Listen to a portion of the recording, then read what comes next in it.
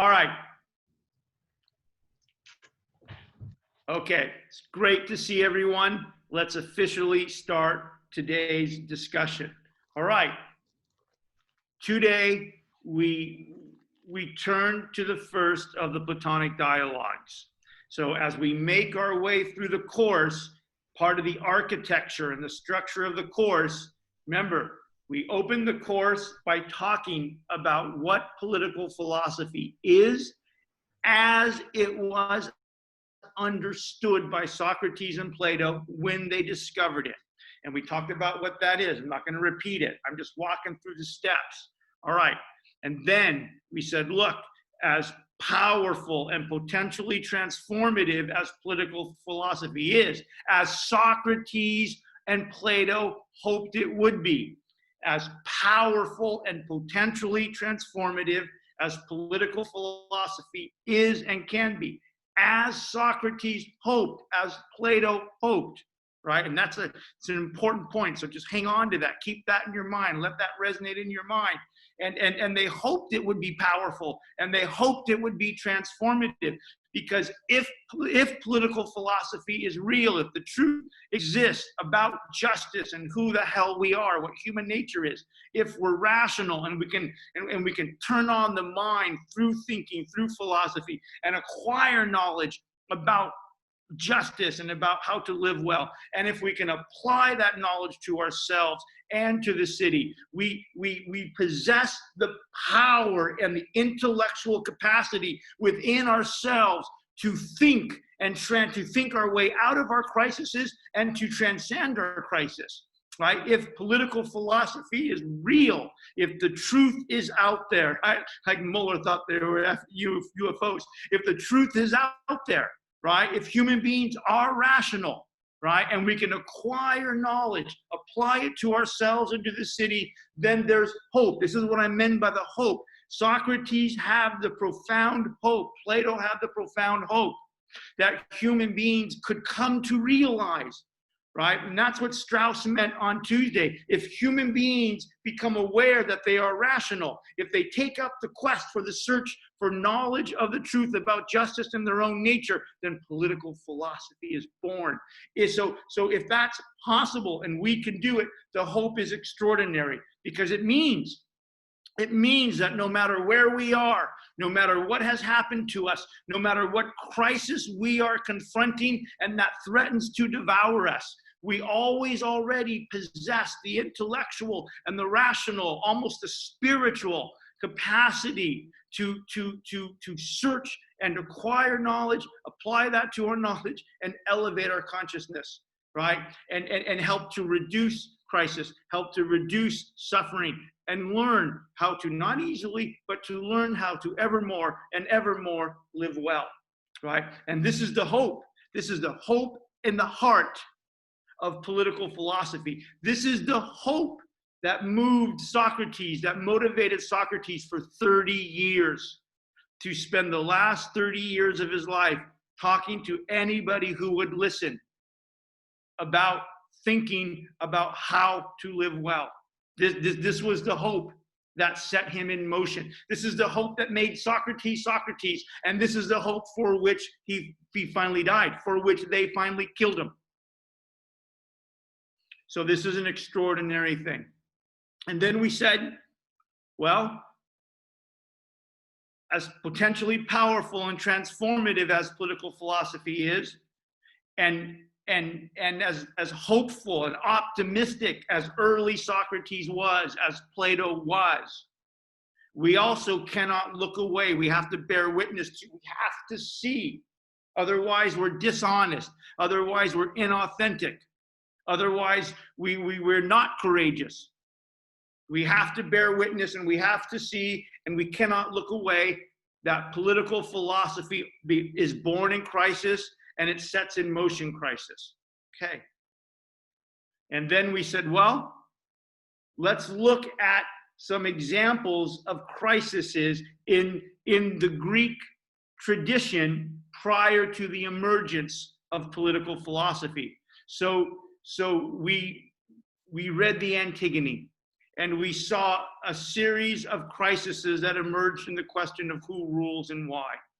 We saw a series of crises that emerged out of the expression of Antigone's religious autonomy. We saw the crises that emerged out of the way Antigone's religious autonomy sort of begins a crisis within what is called the tribal conception of justice. And then we saw how all of those things cascaded into the crisis of the theological political crisis, which put Antigone and Creon at odds with each other and ended up in the dissolution, right, in the coming apart of the entire city, of the death of Antigone, the death of Hymen, the death of Jocasta, and the unraveling of Thebes. And now we turn today to the first of the Platonic dialogues. Now we turn to a kind of a caring for or a looking after what Socrates had hoped, what political philosophy is, and what it tried to do. What is it that Socrates and Plato are responding to in the Antigone? What is it that Socrates and Plato and political philosophy, in the larger sense, are responding to with a view to the Homeric traditions and the sort of the ideas they give us about how to live? Are the ideas that the Athenians were deriving from the Homeric traditions?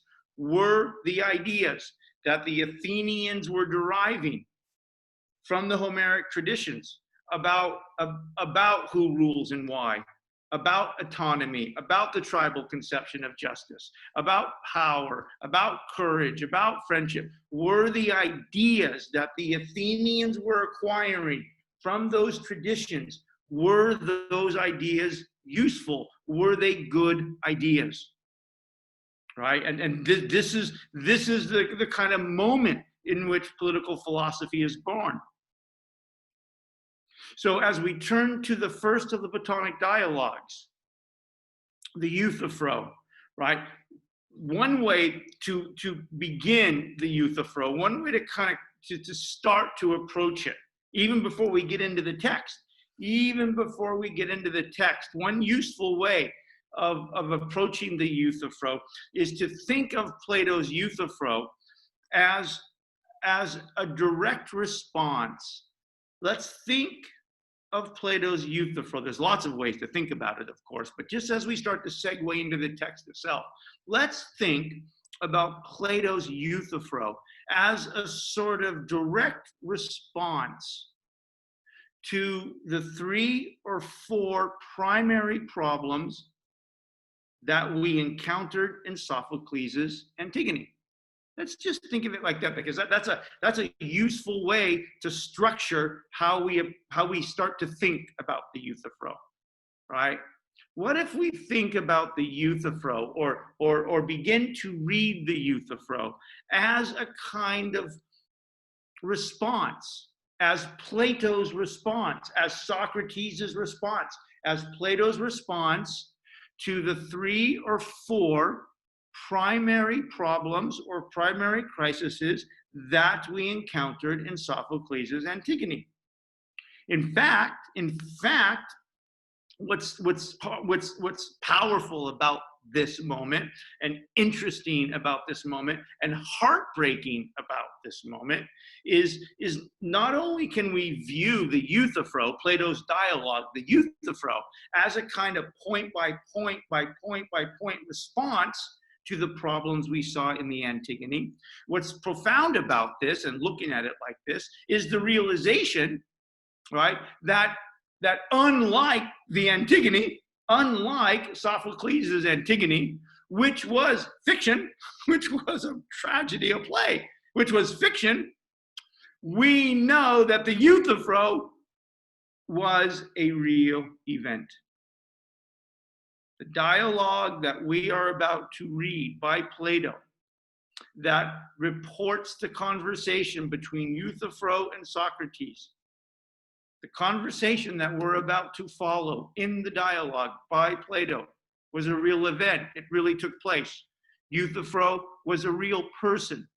Socrates was a real person. They really do meet at the steps of the courthouse for very important and serious reasons. And the conversation that unfolds and what is revealed.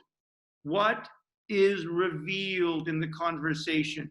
All of these things are dramatically, and as we will say, in a heartbreaking way, real.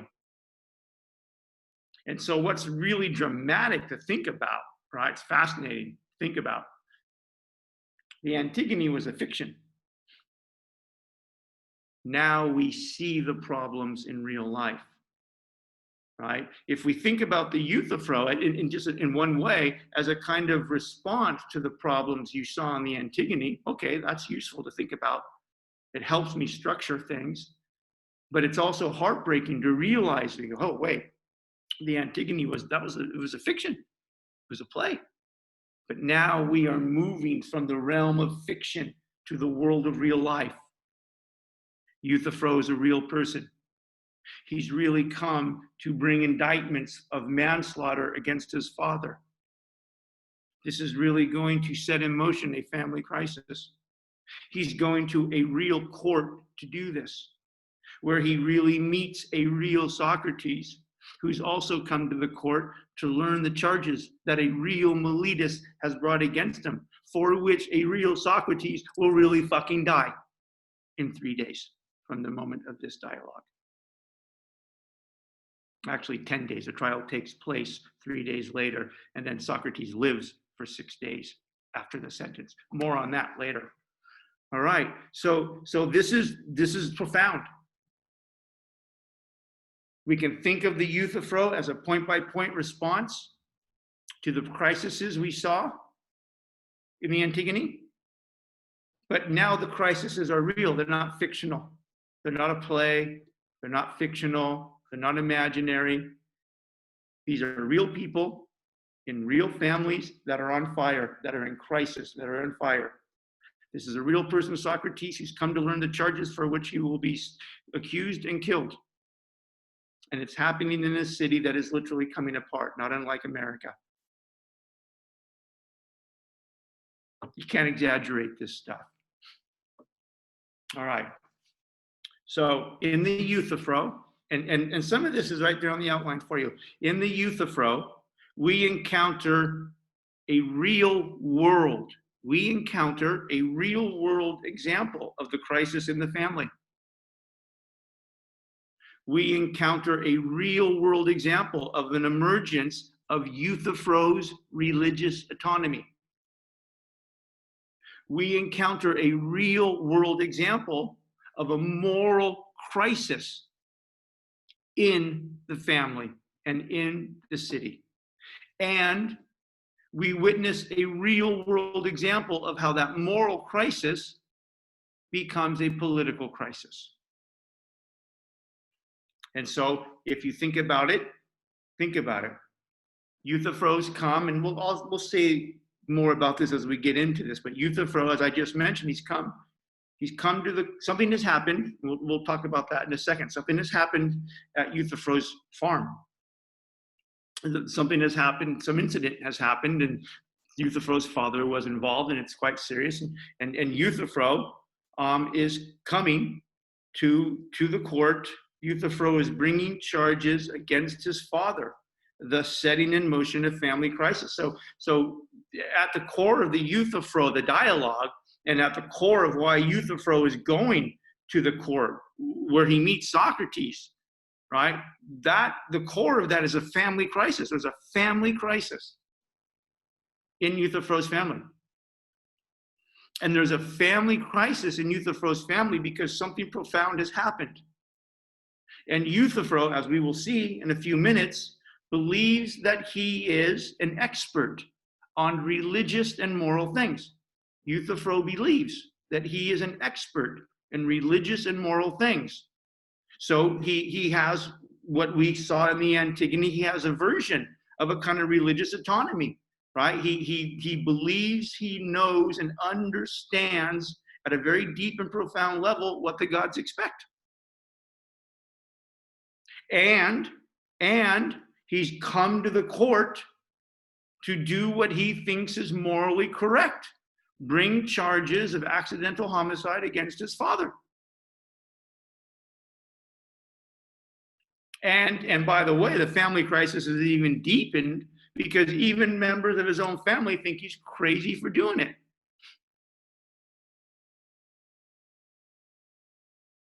So the family crisis is set in motion by a moral crisis. Euthyphro claims to be an expert in moral and religious issues and claims that he is doing the morally correct thing. So here's this kind of religious autonomy.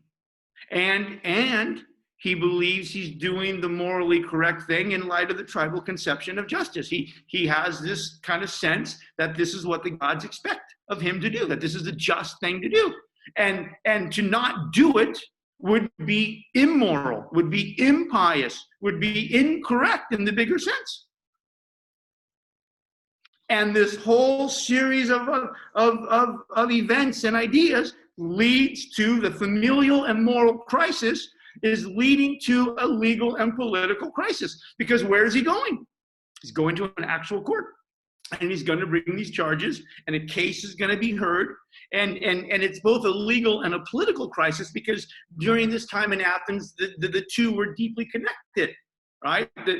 Obviously, it's a legal case, to be sure, right? But all legal cases in Athens during this time had political implications. All moral and legal cases, like Euthyphro's is, had political implications. And this is a kind of version of the Antigone, right? There was this kind of a direct connection between the moral views and power and politics, right? Obviously, Euthyphro doesn't rule. It's not exactly a situation like Creon, but there's no doubt about it that what Euthyphro is doing, his belief that he is an expert in moral and religious matters, and that his expertise, driven by this religious autonomy, this theological autonomy, has driven him to do what he has to do because it's a tribal conception of justice. And if he doesn't do it, he can expect to be punished. And so here he is on his way to the courthouse to bring these charges, which will have these very profound moral and legal and political implications. So the Euthyphro is a real world example, a little bent differently a little bit, refracted differently a little bit, to be sure, of course. But it's a real world example of the various crises that we saw in the Antigone. So this is a profound moment. This is a profound moment in Euthyphro's life. This is one of the most important days in Euthyphro's life. This is one of the most important days of Euthyphro's family. This is yet another critical moment in the moral and the legal and the political life of Athens, which is already convulsing. And here they meet. Here they meet. All right. Now, before I get into the text, let me just say, because it's here, what's the thesis of the Euthyphro is not the right word, but what's going on with political philosophy here?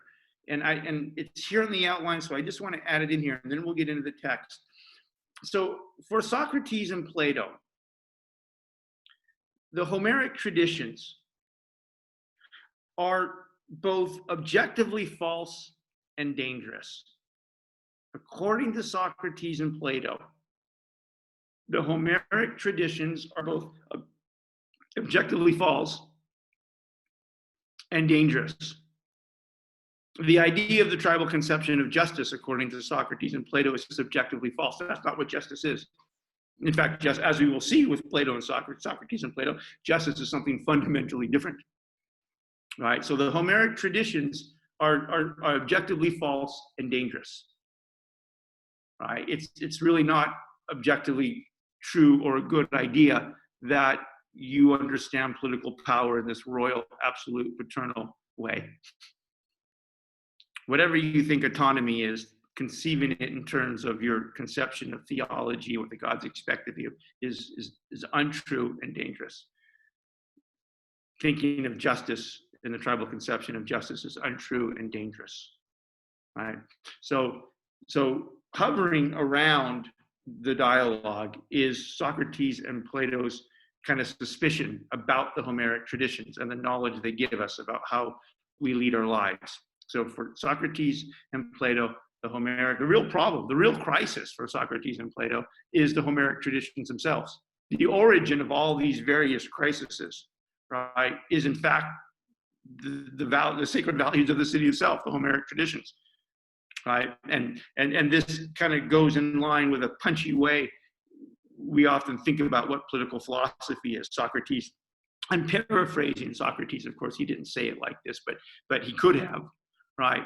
And Socrates is going to say to you, look, if the ideas in your head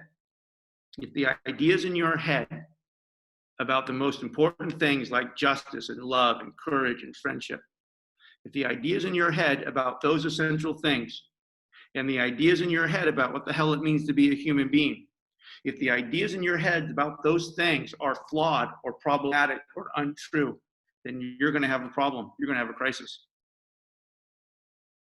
And your ongoing belief and commitment to those ideas will create more crisis and more crisis and more crisis until the crisis kills you.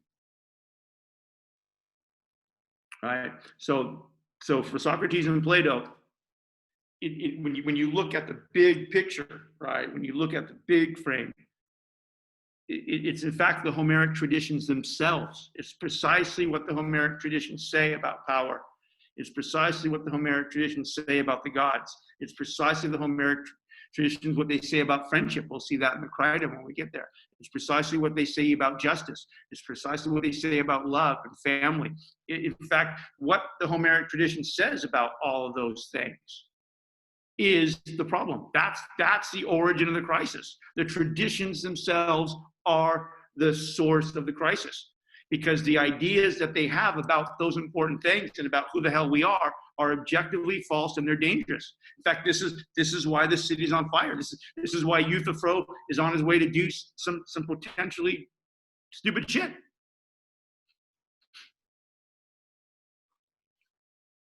All right, so here we go. You've read the dialogue, I know, because I assigned it last week and everybody read it the night I assigned it. So as you know, the dialogue is quite simple. The backstory is quite simple. Euthyphro is coming to the courthouse because a death has occurred at his family's farm. Euthyphro's father is a landed aristocrat, and they have laborers, they have farm workers, and there was an incident between two farm workers. They got in a fight. One farm worker killed the other farm worker, and Euthyphro's father, not knowing what to do about this or to get some control about this, or kind of handcuffs, if you want to just do it in contemporary imagery, handcuffs in the text they say binds, tied up with some rope, the one farm worker who had killed the other one, and kind of just ties him up and puts him in a barn or puts him somewhere while the father sends someone to town to figure out what the hell to do. Well, apparently the fight between the two farm workers was sufficient enough, bad enough, that even though one of them lived, after being bound or handcuffed, he died.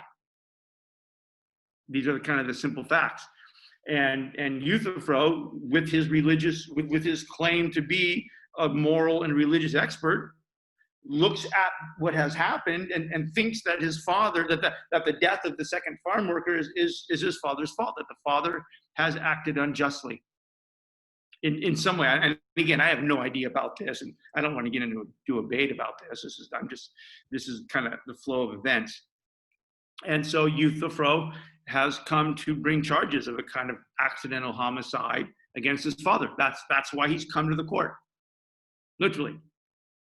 And as he gets there, he runs into Socrates. And as we know, the backstory here is that someone named Miletus, we're going to meet him here. Socrates talks about him in the first couple pages. And then we're going to see him in the trial when we read the actual trial. Miletus has brought charges against Socrates for corrupting the youth by teaching them philosophy and for not believing in the gods of the city, right? The tribal conception of justice, right? Miletus has accused Socrates of not believing in the gods of the city. So Miletus has accused Socrates of being a kind of moral pollution, right? And therefore must be dealt with. The city must deal with this problem where the gods are going to punish the city. So there we go. And they meet, and they're surprised to meet each other there. And if you have your book, now's a good time to get it out. And I'm on the top of page 42. And Euthyphro says, "My goodness, Socrates, what are you doing here? Surely you're not bringing charges against somebody."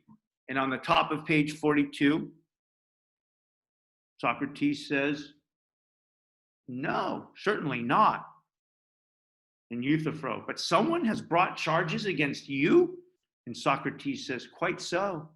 And Euthyphro goes, "Oh my goodness, who is he?" And Socrates says, "I myself don't even recognize the man at all."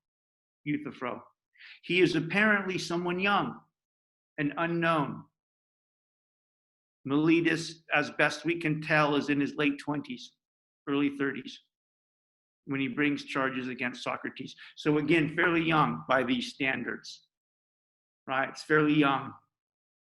But again, this is a very interesting thing. Miletus is young. Euthyphro is young, and he's coming to do this. Miletus is young, and he's coming to do this. Both Euthyphro and Miletus are young. They claim to be experts in these different things. And due to their claim to be knowledgeable and experts in these knowledges, these young people, Euthyphro and Miletus, are on their way to do extraordinarily big things, potentially catastrophic things to themselves and their families and the city. Socrates says, "I don't know who he is. He is apparently someone young and unknown. But they say his name is Miletus. He is from the neighborhood Pythias. If you've heard of some Pythian Miletus with long straight hair and a kind of a crook nose," Euthyphro says, "No, I can't think of him at all, Socrates. But what charges has he brought against you?" And Socrates says, "Well, very serious ones." I'm paraphrasing. Socrates, not ignoble. I'm paraphrasing. Socrates says, "Very serious, it seems to me. Very, very serious charges, it seems to me," Socrates says. "For it is no small thing." This is profound. We are into very profound things right now, you guys. Socrates says, "For it is no small thing for one who is so young to have become knowledgeable of so great a matter." For he asserts, Socrates says, he, Miletus, that he knows in what way the young are corrupted and who their corruptors are. And this is a really profound moment, because Socrates is being both sarcastic and sincere. Right? This is a profound moment. Socrates in the next line is being both profound and sincere. Because he says, right? I'm telling you, this is a profound moment. And Socrates says, "And he is probably somebody wise." Socrates says, he must be somebody wise. Whoever the hell this Miletus is, this young Miletus, who claims to have acquired knowledge about how to educate young people and how to raise young people and how to build the souls of young people so they're fucking good people. The most profound knowledge anybody or a parent or a city can possess. This is the knowledge. And Socrates is saying, wow, he must be wise. He must be wise. For he asserts that he knows What does he know? He knows the most important fucking thing in the world. How to educate young people. Otherwise, if he was not truly wise, there's no way he would actually be on his way to do what he's about to fucking do. Indict me on these charges, Socrates, for which he will die. It is no small thing, Socrates says to Euthyphro, for he asserts that he knows in what way the young are corrupted and who their corruptors are. And Socrates says, and for goodness sake, he must be wise. And he is probably wise. And having discerned my ignorance, me, Socrates, my ignorance, he is now going before the city to accuse me of corrupting those in his own age. Right? And this is, again, I'm sorry for halting here. This is a profound moment. Because Socrates says, look, the most important knowledge you can possess is how to live well. And then the most important thing you can do in your life is to take that knowledge and give it to young people. So you raise them well, so they become good people. It's the most profound knowledge a fucking human being can have. Period. And whoever this Miletus is, he must be wise. Otherwise, there's no way in hell he'd be doing what? What he's doing now. Charging me for corrupting them. Charging me, Socrates, for capital crimes. Charging me for crimes of corrupting the youth, for which, if I'm found guilty, I will be executed. He must be wise. He must know what the fuck he's doing. Otherwise, who would do such a thing? Who would do such a thing? Who would be so ignorant? Who would be so arrogant? Who would be so reckless to do such a thing, to set in motion such a trial?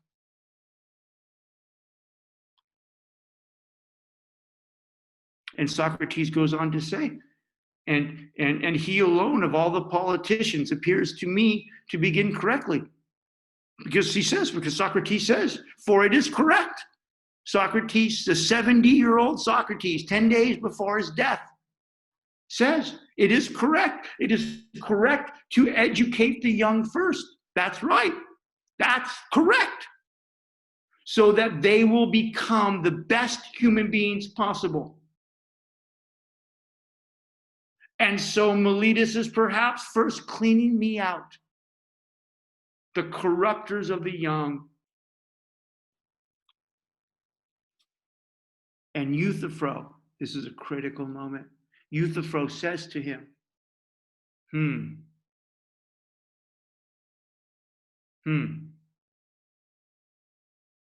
I don't think that this will be the case, Euthyphro says to Socrates. Right?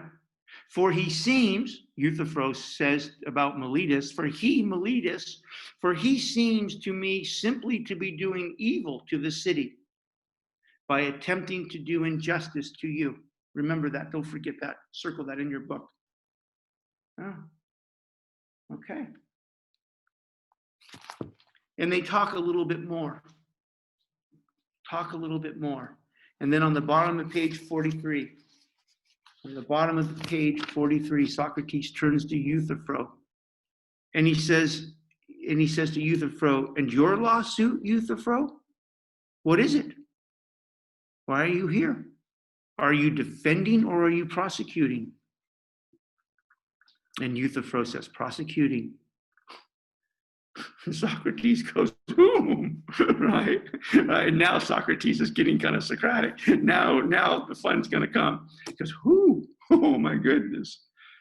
And Euthyphro says, someone whom in prosecuting I seem crazy, right? So some indication that other members of Euthyphro's family think he's crazy for doing what he's doing, right? So there's a family crisis, and maybe someone whom in prosecuting I appear crazy.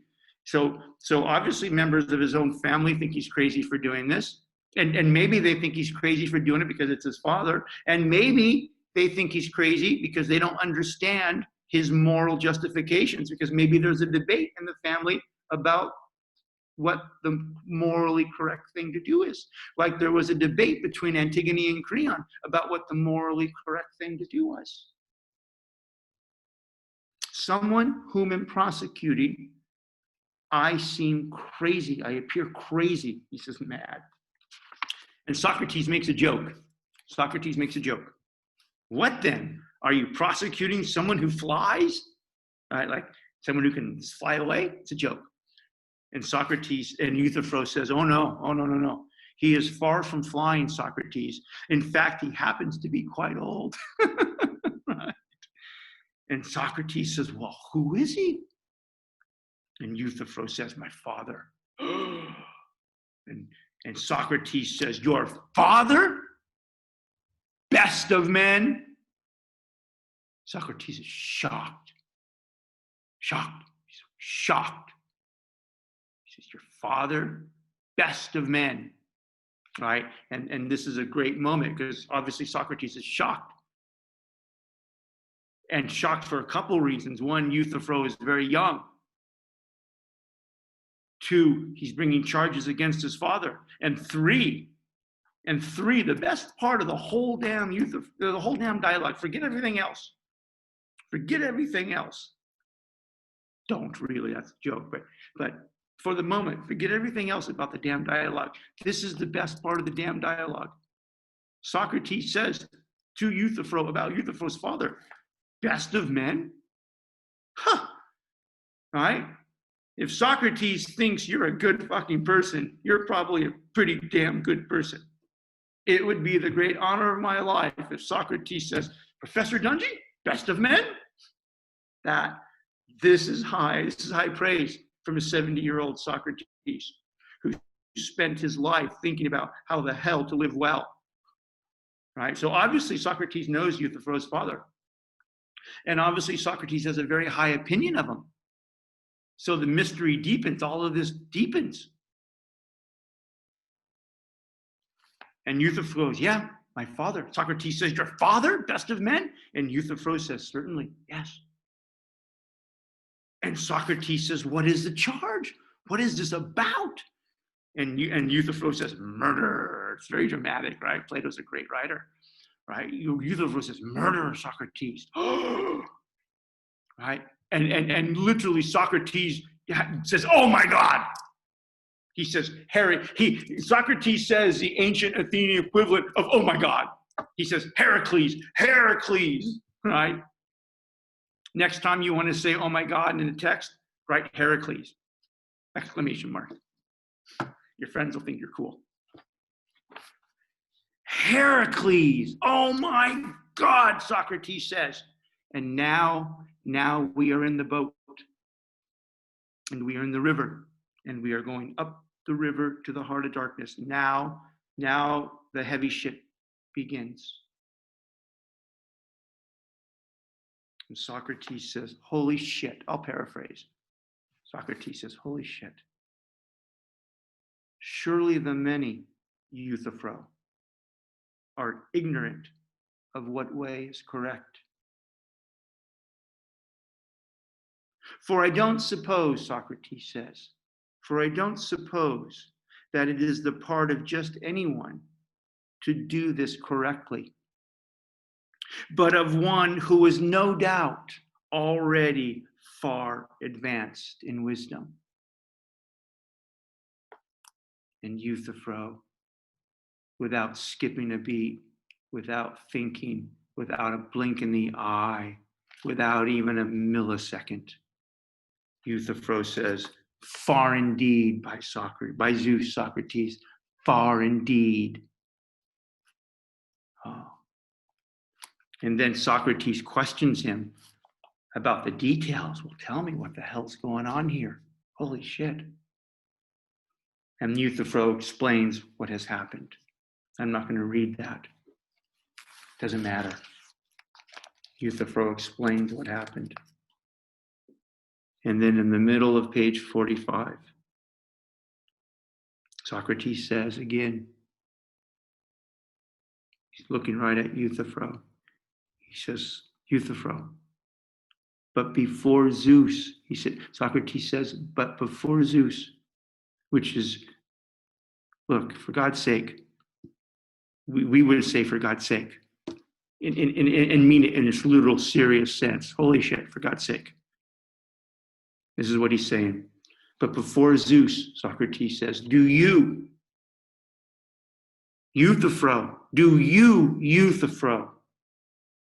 suppose you have such precise knowledge about how the divine things are disposed, and the pious and the impious things, that, assuming that these things, the facts, were done just as you say, even if the facts that you told me are true, is what Socrates is saying. Assuming that these things were done just as you say, you don't fear that by pursuing a lawsuit against your father, you in turn may happen to be doing something impious or unjust or immoral. And again, within the pace of one heartbeat, no movement of time or space in his mind, Euthyphro says, there would be no benefit for me, Socrates, nor would Euthyphro be any different. Nor would Euthyphro be any different from the many human beings if I, Euthyphro, did not know all such things precisely. This, without exaggeration, and I'm famous for exaggerating shit. I'm famous for my drama. Even I can't fucking exaggerate this. This is the single most important moment in Western civilization, period. This is the single most important moment in a human life, in a family, in a city, in Western civilization, right here. This is the single most important moment in Western civilization. And not only is it the single most important moment in Western civilization, it is the most heartbreaking moment in Western civilization for what it reveals. Why is this the most important moment in Western civilization? And why is this the most heartbreaking moment in Western civilization? And by the way, why is this the most important moment in the dialogue? Why is this the most important point in the dialogue before we even get to the point in the dialogue? Because as we know, because you've read it, theoretically, the dialogue's about a debate about piety. But we haven't talked about any of that yet. This is the most important moment in a human life, in Western civilization, and in the dialogue. And we're 2 pages into it, and we haven't even got to what the dialogue's about yet. Now, some of you who have had 350 are familiar with this. Those of you who haven't, I'll tell you why.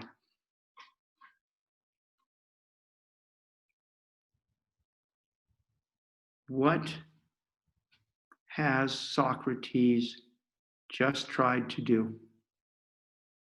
Why is this the most important moment in Western civilization? Why is this the most heartbreaking moment? And the answer comes in the answer to what has Socrates just tried to do? I know if we were in class, you guys would have some brilliant answers, but it's not possible with this, so I'll move it along. Socrates has just tried on two separate occasions. Socrates has just tried on two separate occasions. First, surely the many, Euthyphro, are ignorant of what way is correct. For I don't suppose that it is the part of just anyone to do this correctly, but of one who is no doubt already far advanced in wisdom. And Euthyphro says, speaking about himself, Euthyphro says, far indeed, I am. I, Euthyphro, am indeed far advanced in wisdom. I'm a fucking genius. Yep, I know what I'm doing. Don't worry, Socrates. I got this. Shut the fuck up. And then again, a page later, Socrates just doesn't even say for the many anymore. He forgets he abandons being polite. He says again, a second time, for God's sakes, he says, he says, a second time, he says, for God's sakes, Euthyphro, do you, Euthyphro, suppose you have such precise knowledge about how the divine things are disposed, and the pious and the impious things, that assuming that these things are the way you say, you don't fear that by pursuing a lawsuit against your father, you in turn may happen to be doing something immoral, impious, unjust. And Euthyphro says, no, of course not. Didn't even think about it. Just, no, of course not. There would be no benefit to me, Socrates, nor would I, Euthyphro, be any different from the other stupid people, common people, nor would I, Euthyphro, be any different from the many human beings if I didn't know all such things precisely. This is the single most important moment in Western civilization. For several reasons. One, what literally has Socrates just tried to do? Teach him. Socrates on two separate occasions, with love, with kindness, with patience,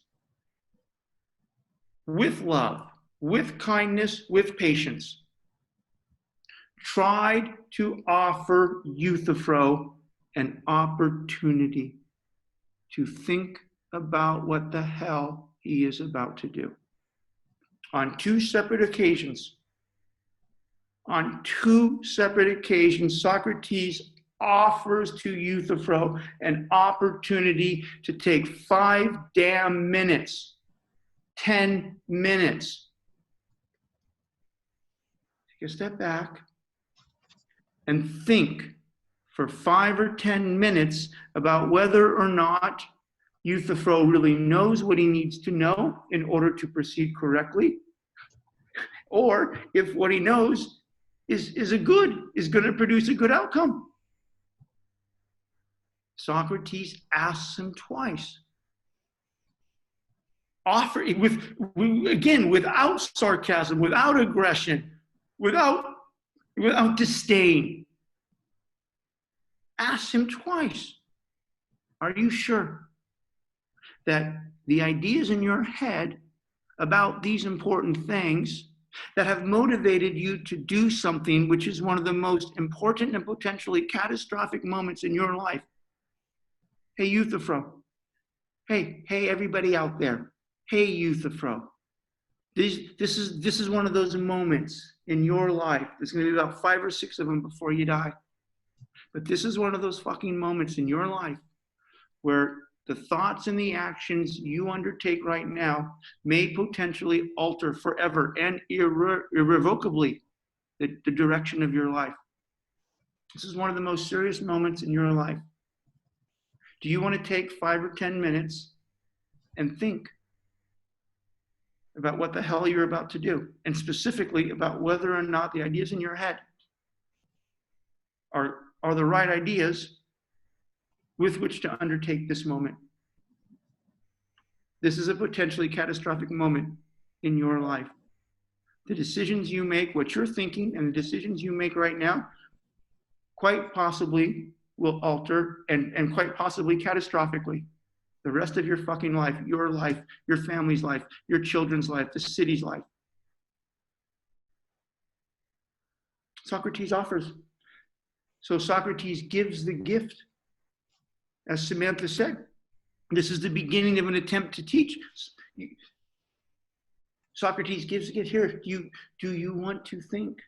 Do you want to reflect on the enormity, on the importance of the ideas and the enormity of about what is going to unfold? And twice, without skipping a beat, Euthyphro says, nope, got it, next. Right? Wasn't there a, what was that Ariana Grande song? Thank you, next. Song, thank you, next. How cool am I? Pop culture, the deepest fucking moment in Western civilization. Come on. Come on. Here's the tip jar. Then cash me outside. Euthyphro gives Socrates a thank you next. Okay. All right. So what does this mean? Now, first of all, before we get to the what does this mean, right? Euthyphro, in his arrogance, in his narcissism, in his recklessness, in his hubris, right? Because he thinks he knows, because he's arrogant, because he's reckless, because he's hubristic, because he's a narcissist. And he's about 28, not too much older than most of you. He knows. He knows, he already believes that he knows what he needs to know to do things well and correctly. And he's so certain of that knowledge that in fact, in a weird way, and this is some disturbing stuff, we're now we're in the river. We're going to the heart of darkness right now. In fact, he's so, you could almost say he's so arrogant, he's so narcissistic that in a weird way, even though he's sitting there talking to Socrates or having a real communication, you could almost say that despite the fact that he's there talking to Socrates in a real conversation about one of the most important moments in his fucking life that is potentially catastrophic, in this weird, surreal way, in a weird way he doesn't even what? Try to think of anything else. He's close to my... He didn't even hear Socrates. He didn't even hear.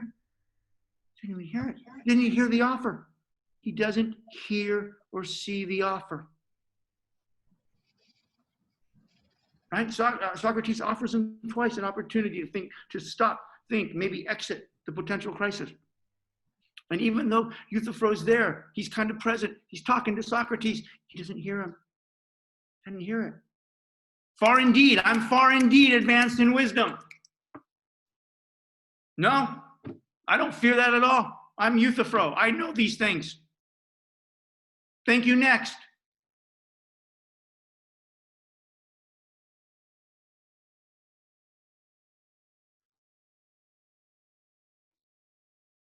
Now,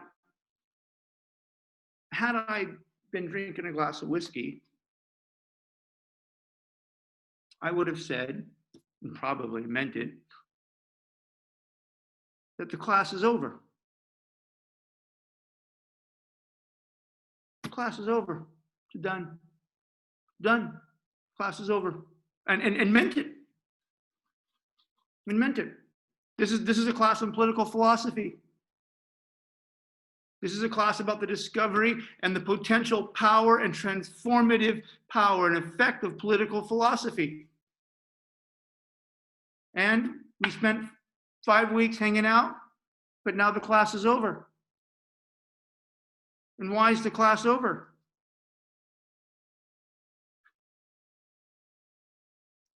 Socrates offers political philosophy. Socrates offers the opportunity to think and become reflective and possibly become aware of one's ignorance, become aware of one's limits, become aware of the possibility that you don't really know what you think you know to do things well. Or if what you think you know isn't going to help you, to become aware of that moment. For a brief moment in your consciousness, Euthyphro, to glimpse the possibility that you don't know. That these are profound things. These are deep ideas. This is a profound and consequential moment, and maybe you don't know. Maybe you are ignorant, or maybe there's more you could know. A brief crack into the consciousness of a little humility. Do I know what I need to know to be a good friend, to be a good father, to be a good student? I'm about to do the most important fucking thing in my life. I'm going to get married. I'm going to vote. I'm going to run for public office. I'm going to raise children. Do I fucking know what I need to know to do these things well? Or am I going to fucking destroy them, despite my claim to love them? And when presented with the opportunity to raise that question, to think about what the hell he's about to do, thank you next. Not even listening. So far gone in the arrogance, in the narcissism, in the hubris, in the certainty. Doesn't even hear him. And therefore, for all intents and purposes, the conversation is what? It's over. The fuck Socrates is going to say? He's going to say to him again a third time? Oh, wait, come on, really. Listen to me. The fourth time, for all intents and purposes, the conversation is over. The class is fucking over. The class on political philosophy is over.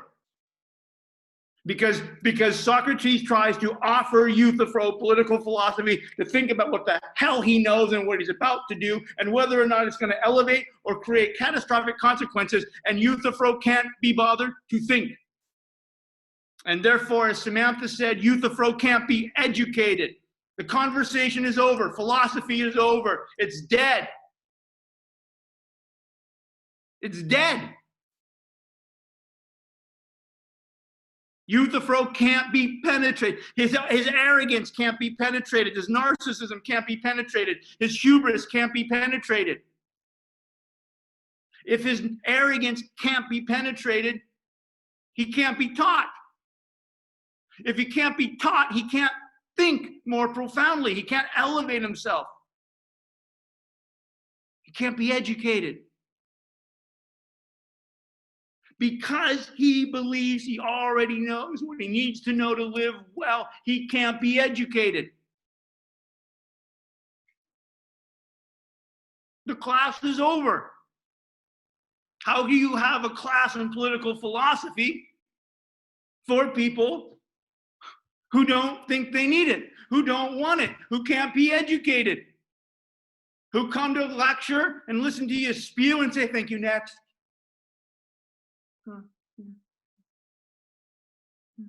Thank you, next. Oh, I'm sorry, what were you saying? When's the midterm? Oh, what was I supposed to read? Oh, I forgot. Thank you, next.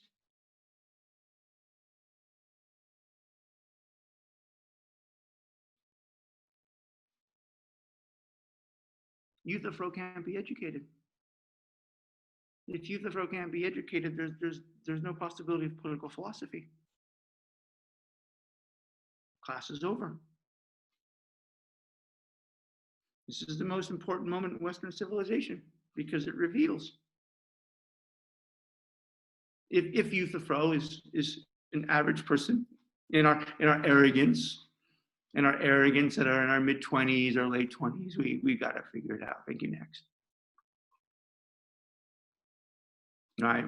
We already have inside our minds who the gods are, what morality is, what normal sexuality is, what justice is, and what power is. And we've already got it figured out. Yeah, thank you. Thank you, next. Euthyphro can't be educated.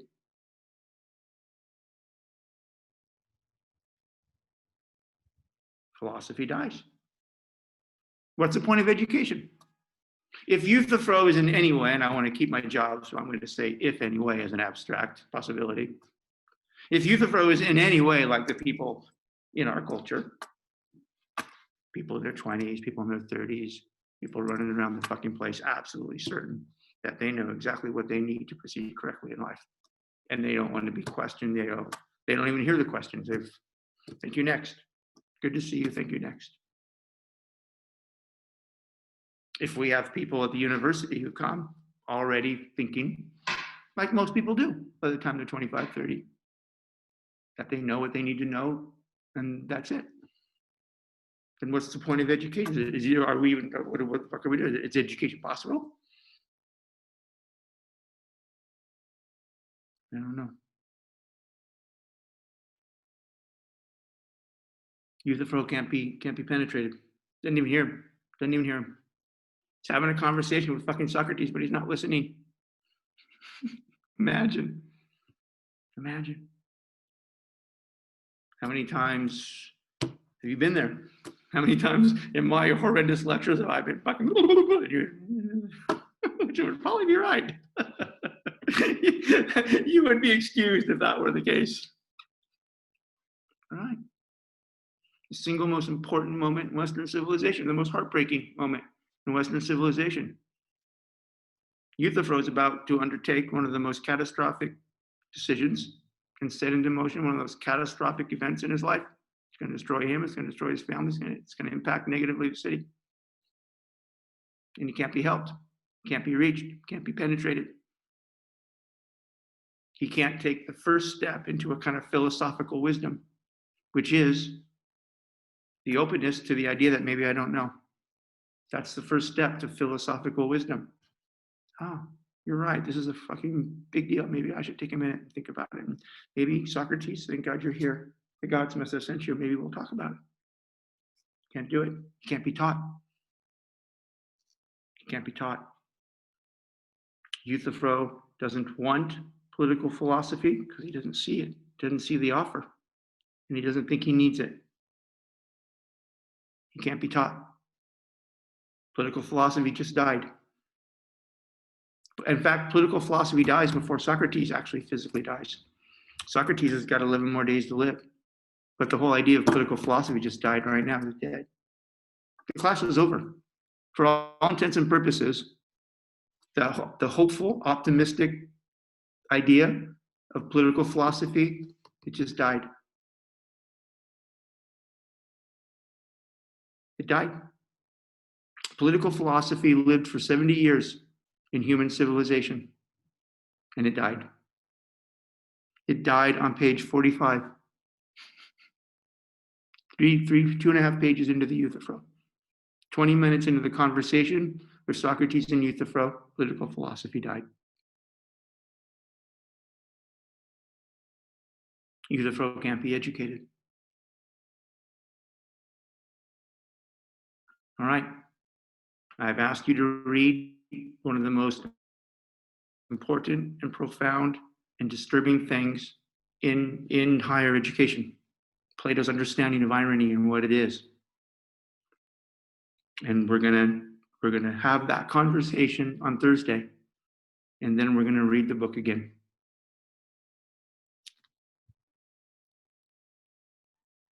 Here's the lesson. From this moment and every moment for the rest of your fucking life. If you get anything from me, anything, get this. In fact, you can just write this for 10 pages on your midterm and I'd have to give you an A. Don't do it. Don't be Euthyphro. Here's the takeaway. From this moment for the rest of your life, for as long as you know me, don't be Euthyphro. Promise me you will never be this person. Because this person represents the end of political philosophy. This person reveals that human beings may not be able to be taught. And therefore, this person in this moment ushers into human politics one of the most disturbing revelations in political philosophy. And we will talk about that on Tuesday. Much love to all of you. We'll see you Tuesday. Have a great weekend.